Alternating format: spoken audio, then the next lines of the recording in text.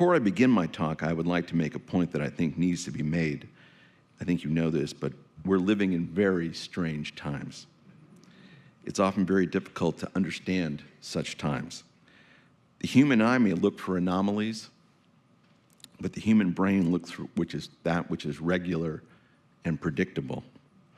It wants to reject anomalies and prefer instead normalcy. This is one reason that the term conspiracy theory can gain such traction. In the early days of the COVID pandemic, it was said that it might have come from the Wuhan Institute of Virology. No, that was just a conspiracy theory, it was said. That can't be true. This is heard a lot these days to the point where it really is the go-to meme on MSNBC or CNN or any of the mainstream media. When they don't like what is being said, it's a conspiracy theory, whether it's COVID, the vaccine, election fraud, or anything that deviates from the accepted narrative. When you examine everything that's going on today, you can't quite make sense of what is going on. You need to ask yourself the simple question, why is this happening? What's going on here? Is this all a series of random events, or is there order, planning, and high government policy at work? Robert Kennedy mentioned the other night the Event 201 project, the so-called tabletop experiment on how to deal with the coronavirus pandemic. That included very important people from within the government and outside the government. Avril Haines was there. She's today the Director of National Intelligence in the Biden administration. She just happened to be there. Christopher Elias from the Bill and Melinda Gates Foundation just happened to be there. George Gao from the Chinese CDC, representatives from the World Economic Forum and the like, people who'd be influential in the media. Now, this isn't random. This is policy at work, strategy at work. People mean to do these things for a reason. There's something going on. And as much as I enjoyed the lectures by Robert Kennedy and Naomi Wolf, and I agree with everything that was said by them, I just want to remind us once again, these are not mainstream views, nowhere close to it. It's not going to be accepted very far outside this room, unfortunately. Nor will anything I have to say be very mainstream, no matter how much people are waking up to the threat from communist China. Much work needs to be done, and I am most grateful that Hillsdale College is at the forefront of presenting these ideas to a candid world.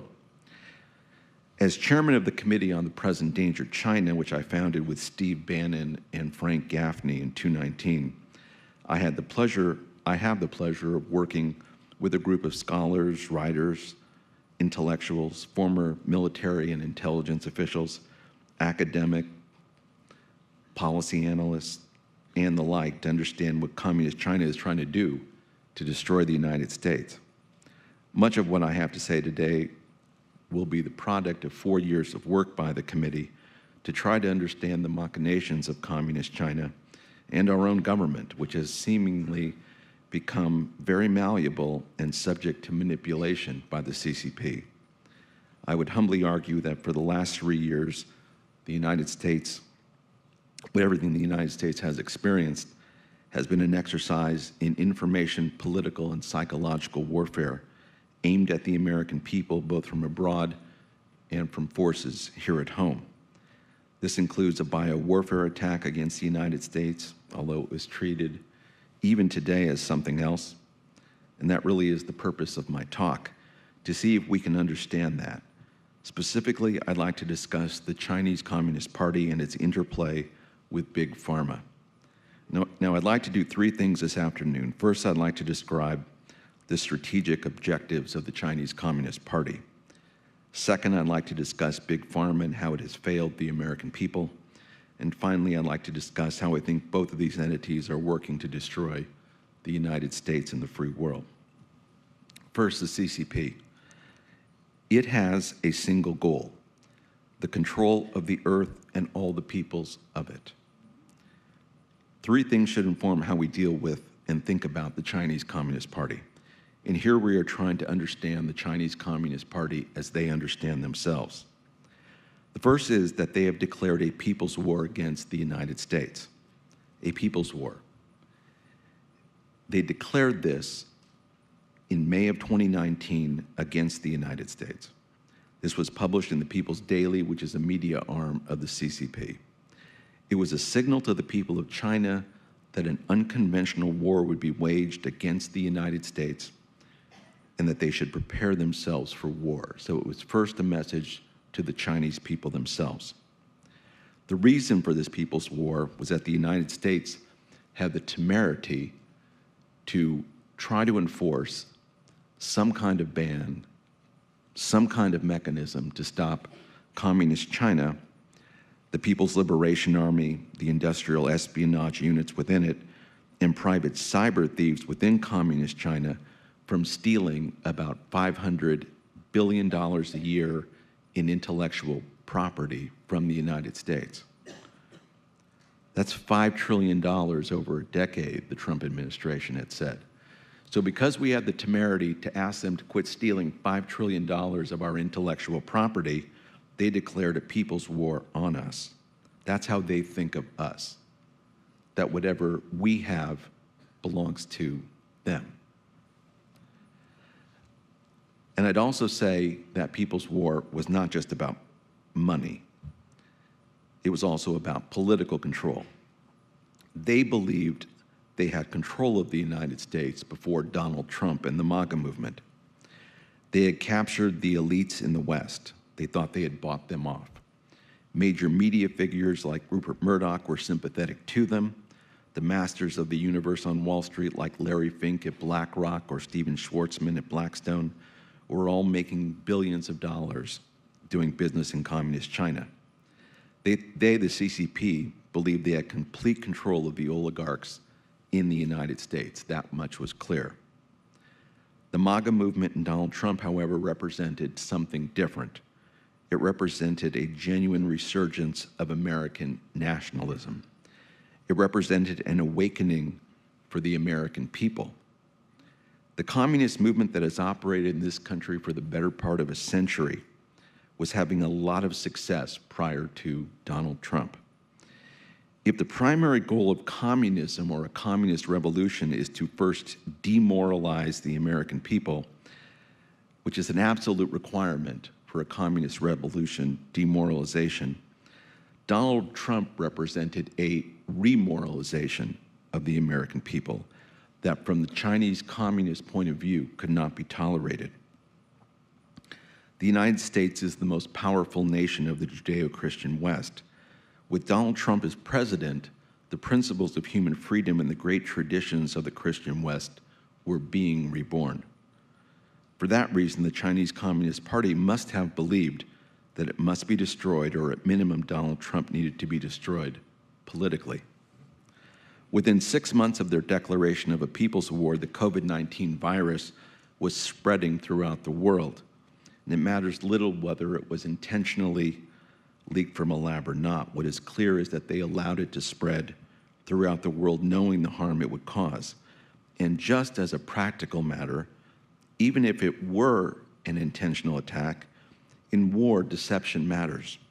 And even an intentional attack would require that it look like an accident, as I'll discuss a little later. But it was always going to be presented as the possibility of a lab leak. Now, again, regardless, COVID-19 was used as a bioweapon against the United States, which leads me to the second point in this section. When you're trying to understand communist China, you really need to understand their belief in unrestricted warfare. There was a famous book by two colonels in 1999. They were colonels, of course, of the People's Liberation Army, and they wrote a book called Unrestricted Warfare. And it's been a popular document that I and my colleagues on the Committee on the Danger point to, because it's one of the ways to understand China and how they think about policy and statecraft. In the book, the two colonels believe that war between China and the United States is inevitable.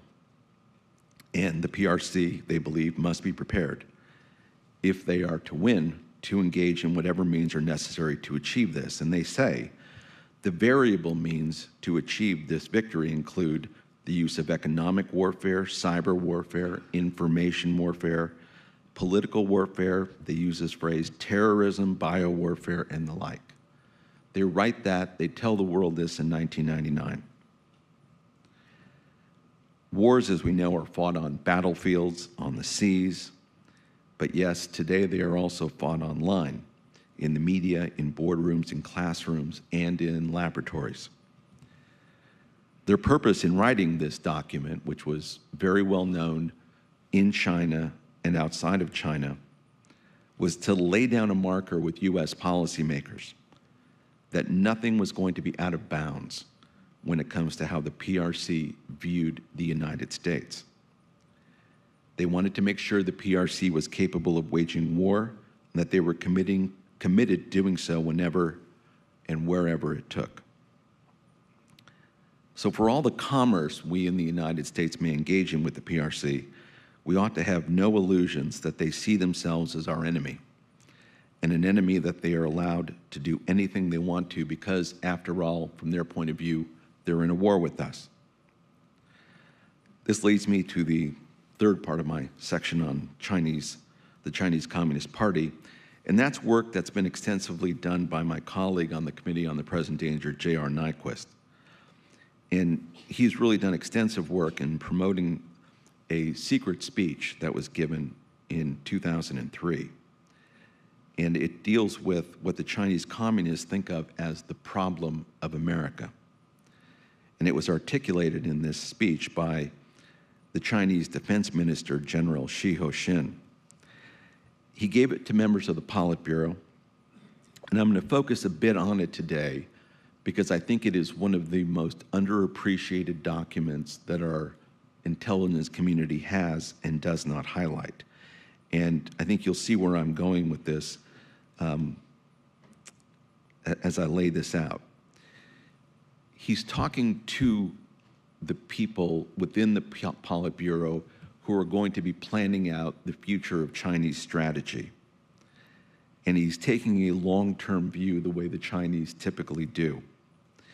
As he's laying out the problems for them to deal with, he is referencing Nazi Germany first in World War II, of course. He says about Nazi Germany, the following are the fundamental causes of their defeat, the Nazis. First, they had too many enemies all at once, as they did not adhere to the principles of eliminating enemies one at a time. Second, they were too impetuous, lacking the patience and perseverance required for great accomplishments. Third, when the time came for them to be ruthless, they turned out to be too soft, therefore leaving troubles that resurfaced later on. So just for perspective, Shi Ho-shin believes the Nazis were inherently, as he says, too soft to win the Second World War. So he lays out what ought to have been their strategy. He says, let's presume that back when Germany and Japan had been able to keep the United States neutral and had fought a protracted war step by step on the Soviet front, if they'd adopted this approach, gained some time to advance their research, eventually succeeded in obtaining the technology of nuclear weapons and missiles, and launched surprise attacks against the United States and the Soviet Union using them, then the United States and the Soviet Union would not have been able to defend themselves and would have had to surrender. Little Japan, he says, in particular, made an egregious mistake in launching the sneak attack on Pearl Harbor.